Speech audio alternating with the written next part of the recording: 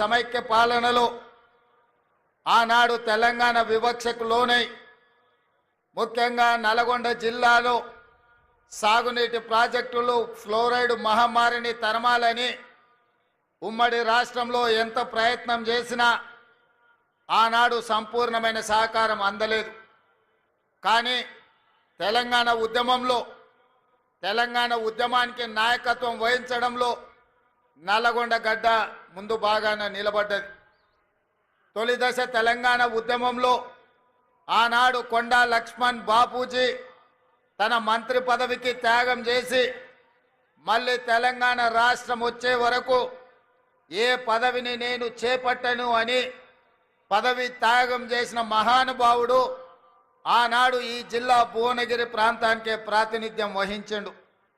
ఆ తర్వాత మలిదశ తెలంగాణ ఉద్యమంలో ఉమ్మడి రాష్ట్ర మంత్రిగా ఉన్న మీ అభిమాన నాయకుడు కోమటిరెడ్డి వెంకటరెడ్డి గారు తెలంగాణ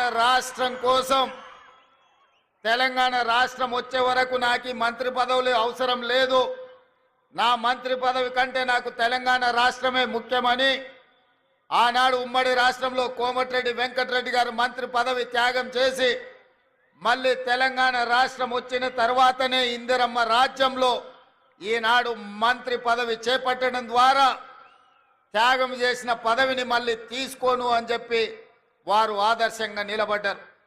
వీరే కాదు, మలిదశ తెలంగాణ ఉద్యమంలో ఆత్మ బలిదానం చేసుకున్న అమరవీరుడు శ్రీకాంతాచారి ఈ ప్రాంతానికి చెందిన వాడే. ఈ నల్గొండ జిల్లా తెలంగాణ ఉద్యమంలో తొలి దశ మలిదశ తెలంగాణ ఉద్యమంలో ఈ నల్గొండ ప్రాంతం పోషించిన పాత్ర ఎవరు మర్చిపోలేనిది. అదే కాదు, ఎప్పుడు ఈ గడ్డ మీద కాలు పెట్టినా నల్గొండ గాలి పీల్చుకుంటే ఆనాటి సాయుధ రైతాంగ పోరాటమే గుర్తుకొస్తుంది. ఆనాడు నిజాంలకు వ్యతిరేకంగా రజాకర్ల అరాచకాలకు అడ్డంగా నిలబడి భూమి కోసం, భుక్తి కోసం, విముక్తి కోసం ఈ నల్గొండ గడ్డ మీద ఆడబిడ్డలు నడుం బిగించి ఒడిసేలలో రాళ్లు పెట్టి వడివడిగా కొడుతూ నిజాంలను దిగంతాలకు తరిమి కొట్టిన సాయుధ రైతాంగ పోరాటానికి నాయకత్వం వహించిన ఈ నల్గొండ గడ్డ గాలి పీల్చుకుంటేనే ఆ ఉద్యమ స్ఫూర్తి వస్తుంది. అదే కాదు, అన్యాయం ఎదురైతే వీరోచితంగా పోరాటం చేసిన మల్లు స్వరాజ్యం, భీమిరెడ్డి నరసింహారెడ్డి, రావి నారాయణ రెడ్డి, ధర్మ భిక్షం లాంటి నాయకులు ఈ నల్లగొండ గడ్డ మీద నుంచే ప్రాతినిధ్యం వహించి సాయుధ రైతాంగ పోరాటం నుంచి ఎర్ర జెండా పోరాటం వరకు ఈ నల్లగొండ గడ్డ ముందు బాగానే నిలబడి పోరాటం చేసింది.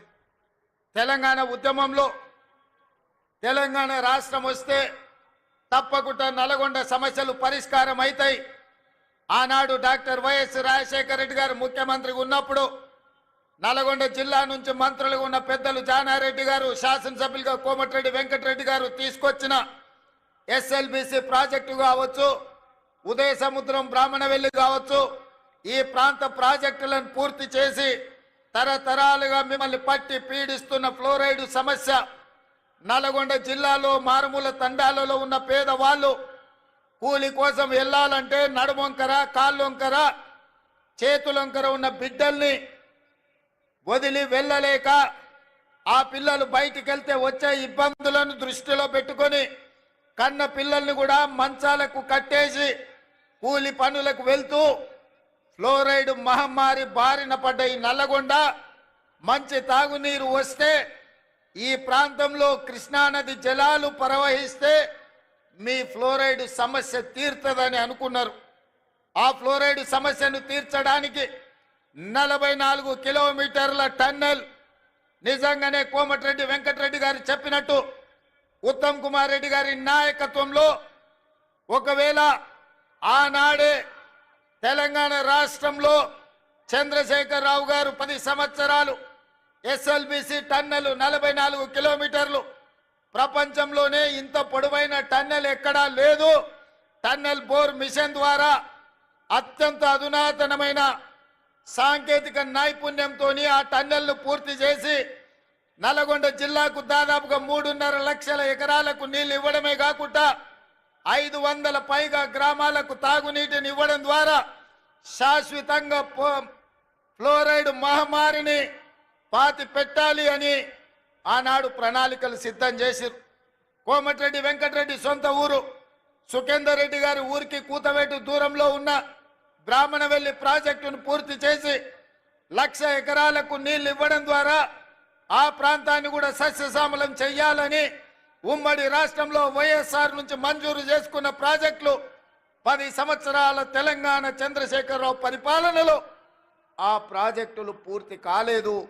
ఉమ్మడి రాష్ట్రంలో సమైక్య పాలనలో జరిగిన అన్యాయం కంటే చంద్రశేఖరరావు గారి పరిపాలనలో నల్గొండ జిల్లా నిర్లక్ష్యానికి లోనైంది, అభివృద్ధిని నోచుకోలేదు.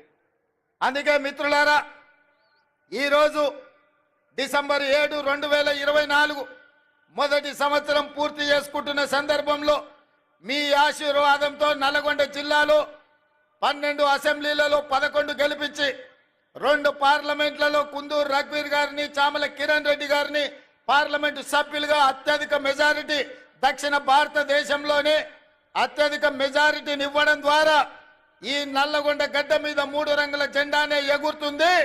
మీ భుజాలు కాయలు కాసేలా ఈ జెండాను మోస్తాం, అవసరమైతే ఊపిరైనా వదులుతాం. కానీ